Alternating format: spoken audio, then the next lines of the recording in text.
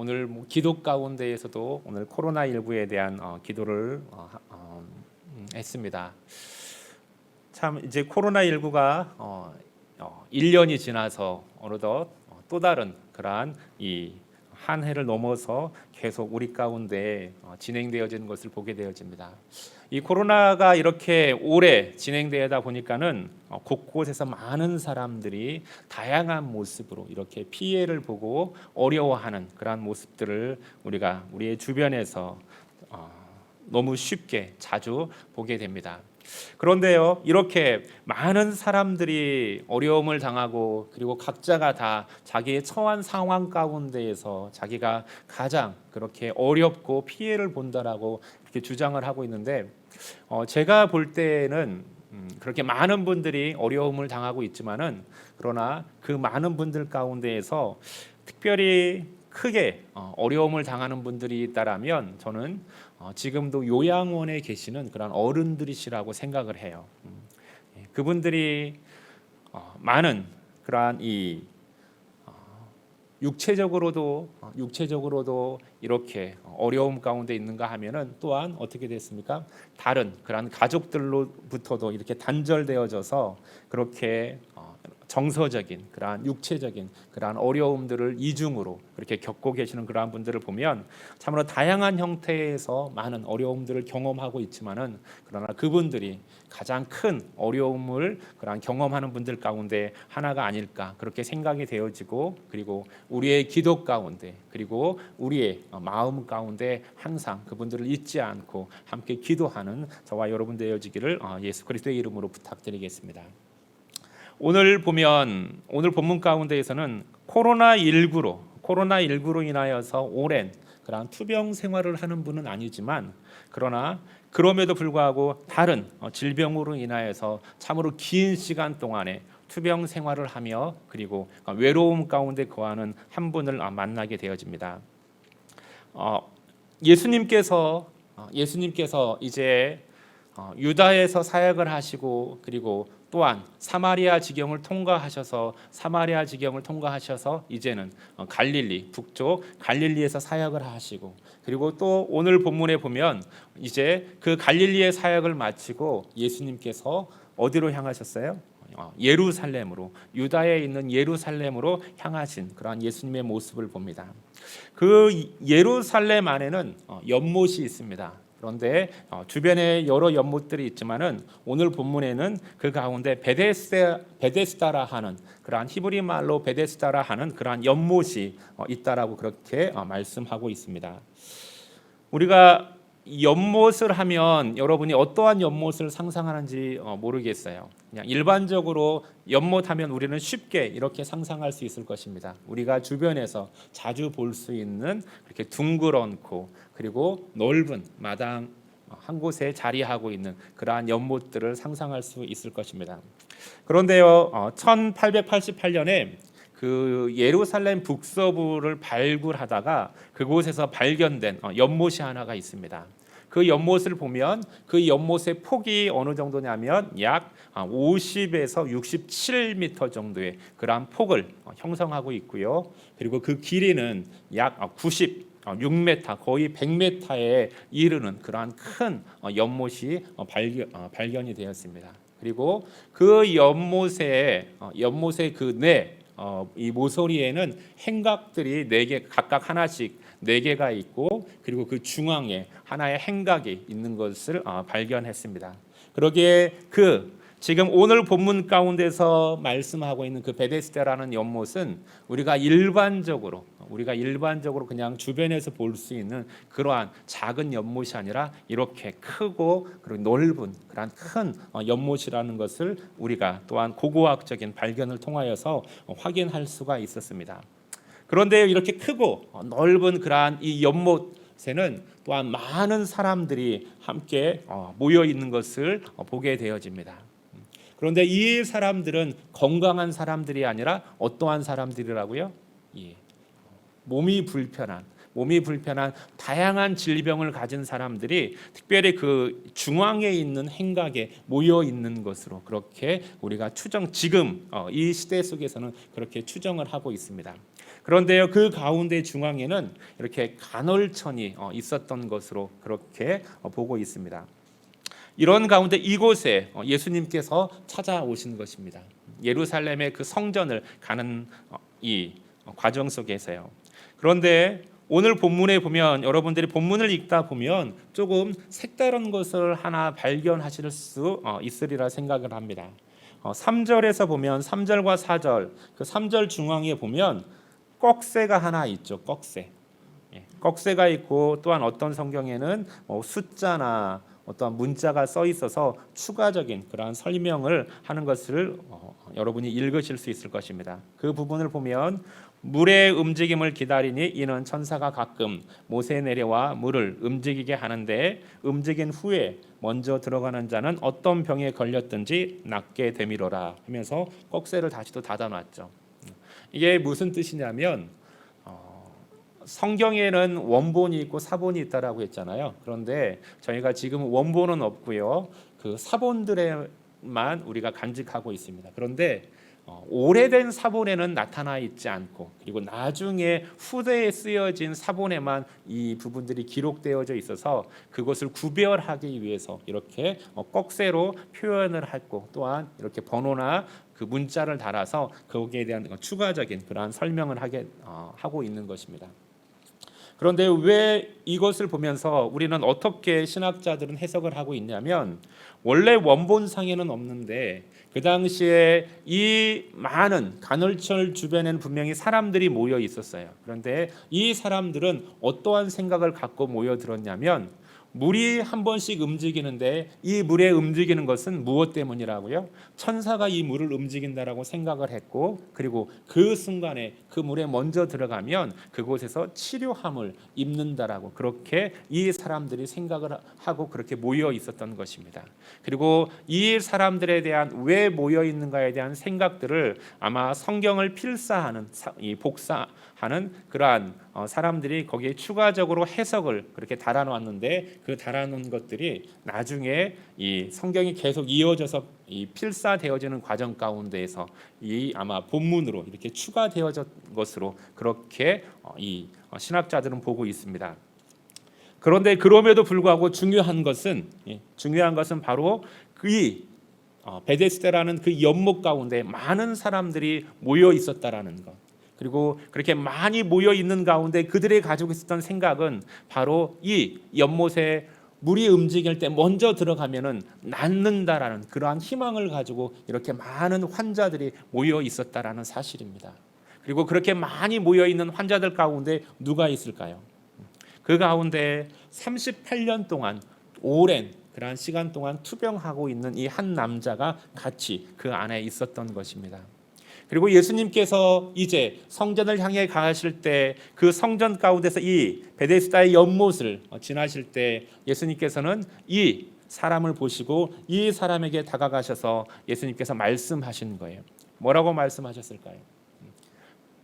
내가 낫고자 하느냐라고 그렇게 예수님께서 이 사람을 보시고 질문하는 겁니다.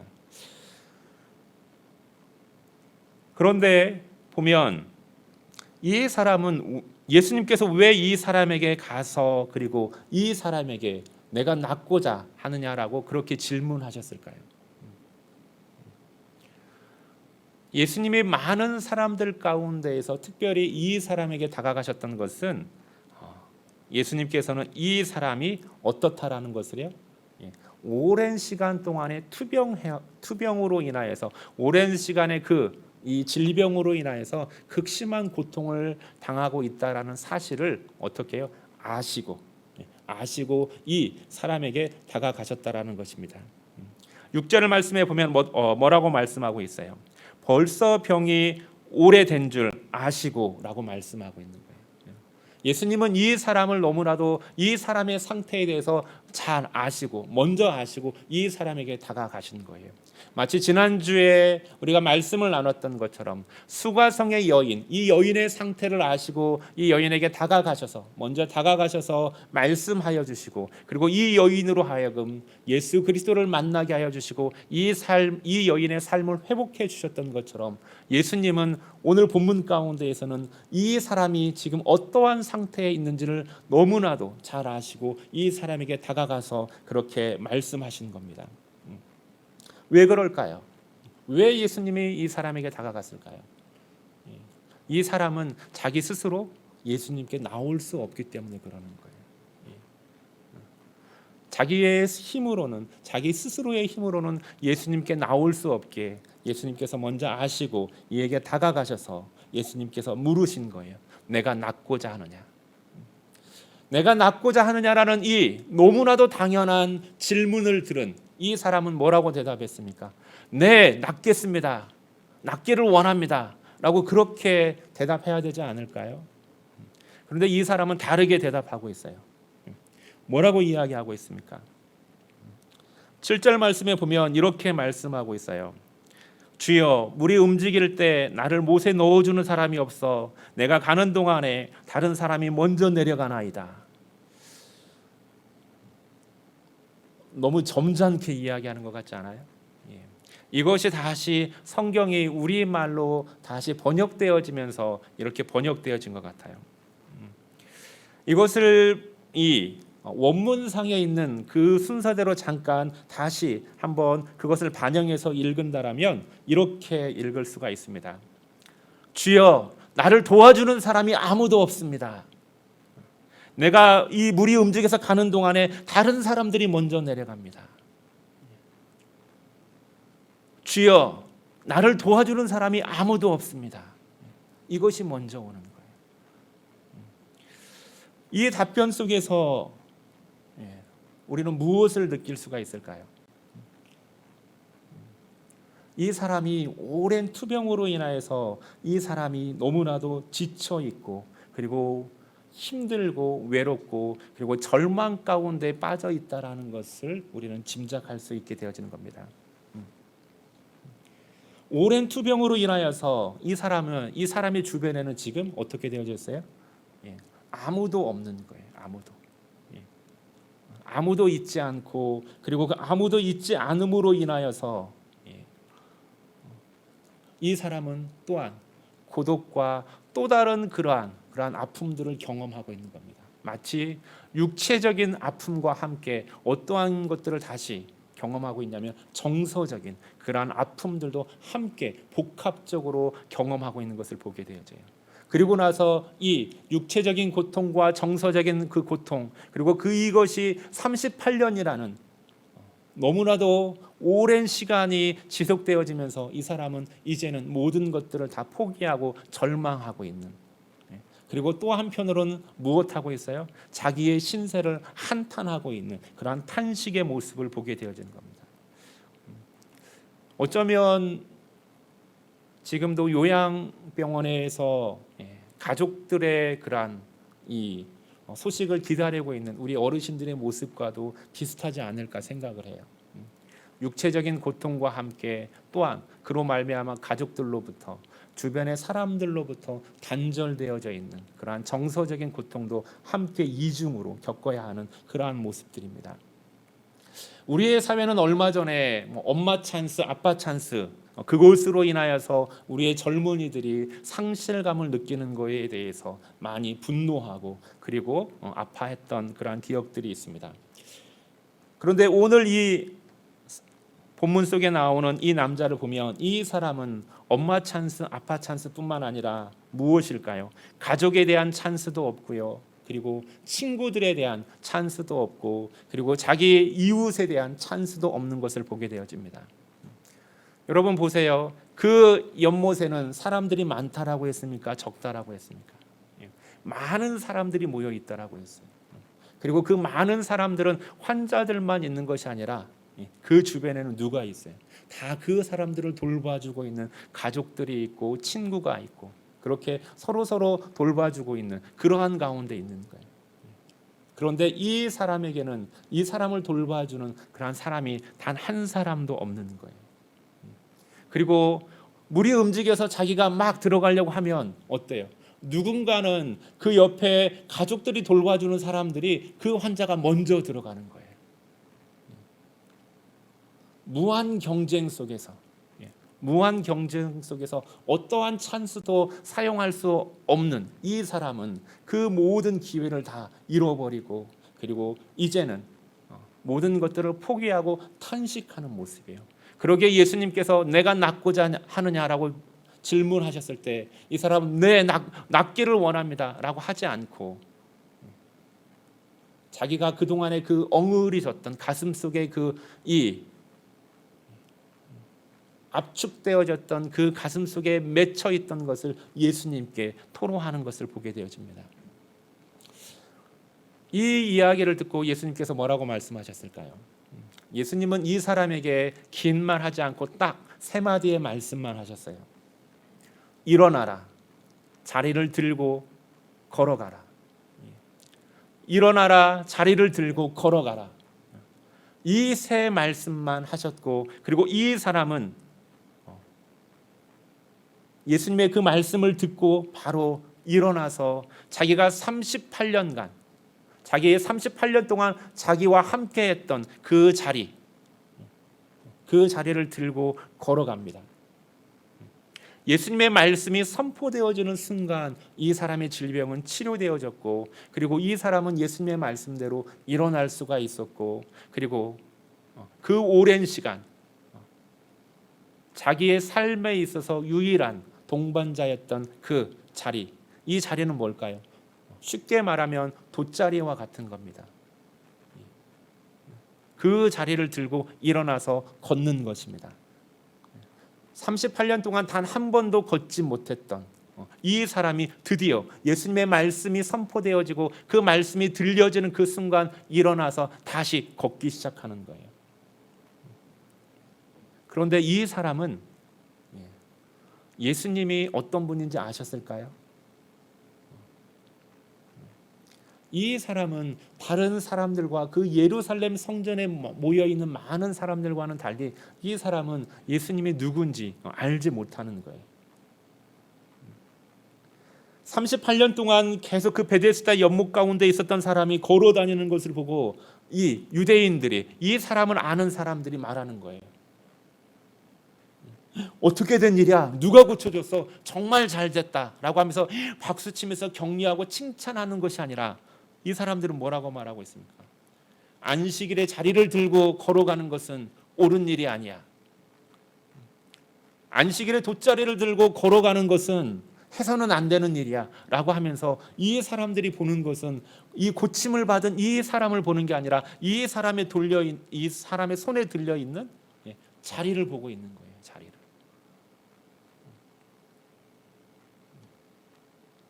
왜 그럴까요? 안식일에 물건을 옮기는 것, 어떠한 물건을 한 자리에서 들어서 다른 자리로 옮기는 것은 그것은 일하는 것이고 그리고 일하는 것은 십계명에 하나님께서 안식일을 거룩히 지키라는 그 네 번째 계명을 어기는 것이 되어집니다.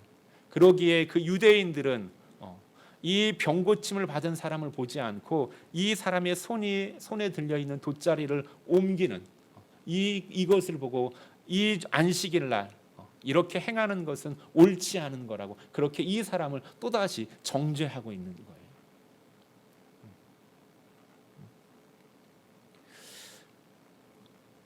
그러면서 사람들이 묻는 거예요. 누가 너에게 이 돗자리를 들고 걸어가라고 했니? 누가 돗자리를 들고 걸어가라고 했어? 왜 걸어가고 있는 거야? 이 사람이 말하죠. 누가 나에게 돗자리를 들고 걸어가라고 했어? 그 사람이 누구야? 그러니까 이 사람의 답변은 뭡니까? 모른다라는 거예요. 그래서 오늘 본문에 보면 자리를 들고 걸어가라라는 자리를 들고 걸으라라는 이 말이 이 짧은 본문 가운데서 무려 5번이나 나오는 것을 보게 되죠. 5번이나. 그러면서 사람들의 관심은 다 어디에 있어요? 고침을 받은 이 사람에 있는 것이 아니라 안식일을 지켜야 된다라는 그 안식일의 계명 가운데 다 사람들의 마음이 유대인들의 마음이 거기에 붙잡혀 있는 거예요. 그러면서 이 사람도 자기 보고 이 돗자리를 일어나 자리를 들고 걸어가라 하신 이 분이 누구인지를 모르는 거예요. 예수님은 알고 이 사람에게 다가갔는데 이 사람은 예수님이 누군지 모르는 거예요. 그러기에 내가 낫고자 하느냐라고 예수님이 물었을 때 이 사람은 엉뚱한 대답을 하는 거예요. 이 사람이 예수님이 누군지를 알았다라면, 다른 고침을 받은 사람들처럼 예수님이 누군지 알았다라면 주여 내가 낫기를 원하나이다라고 그렇게 대답을 했겠죠.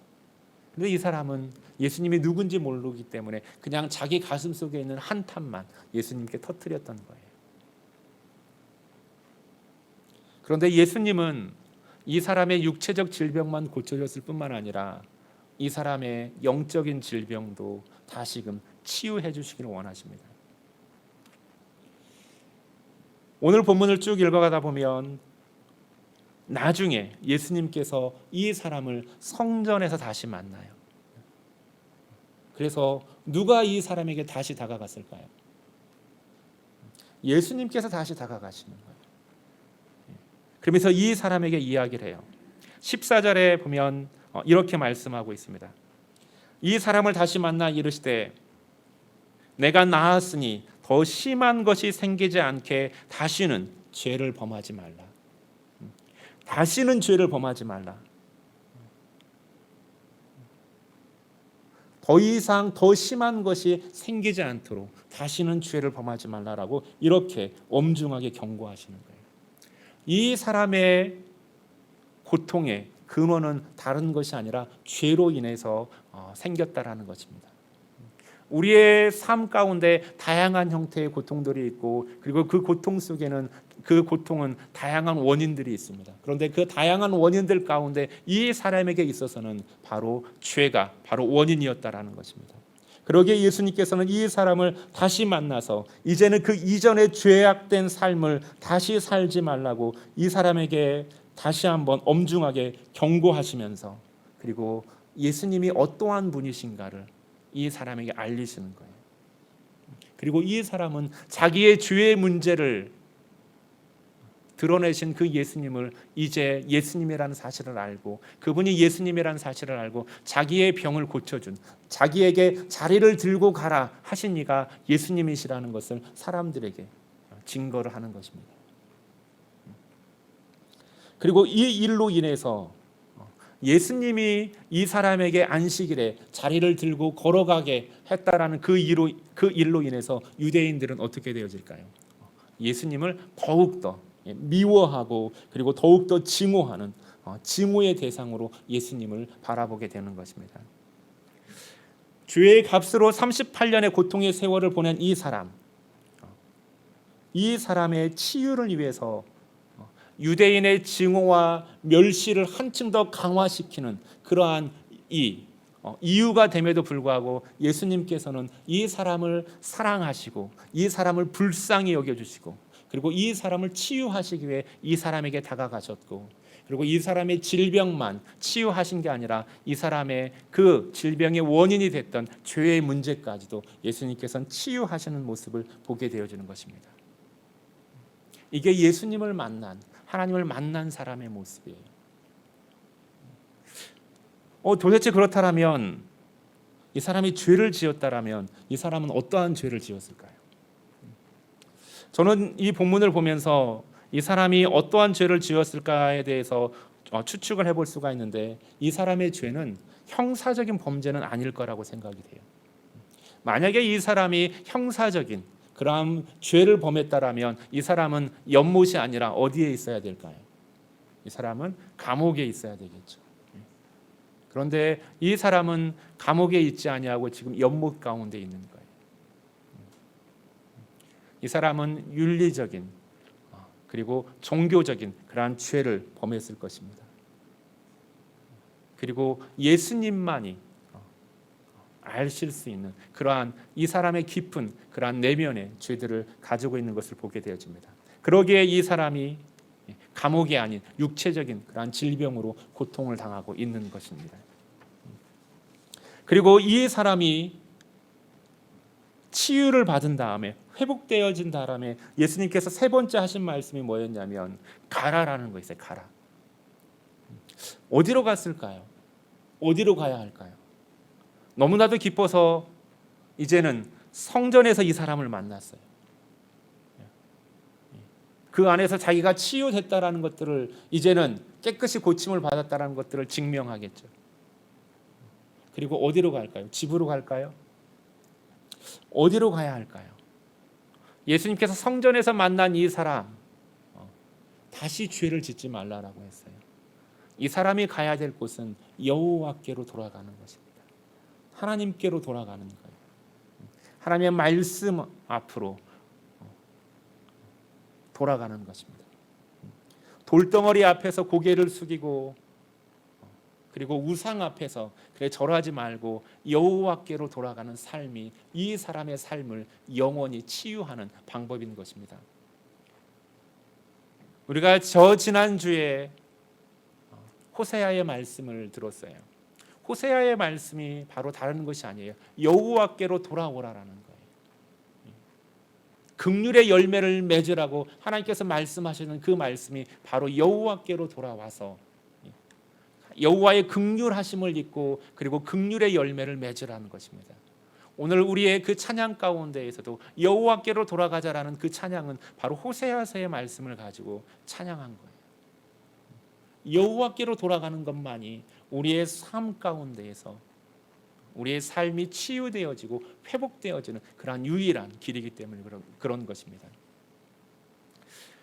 우리가 지금 코로나19로 인하여서 너무나도 많은 사람들이 좌절과 그리고 절망 가운데 있습니다. 그런데 저는 이 모습을 보면서 하나님께서 마치 그 정원을 봄을 맞이하여서 정원을 다시금 손질하시는 가드닝 하시는 그런 하나님의 손길을 보는 것 같아요.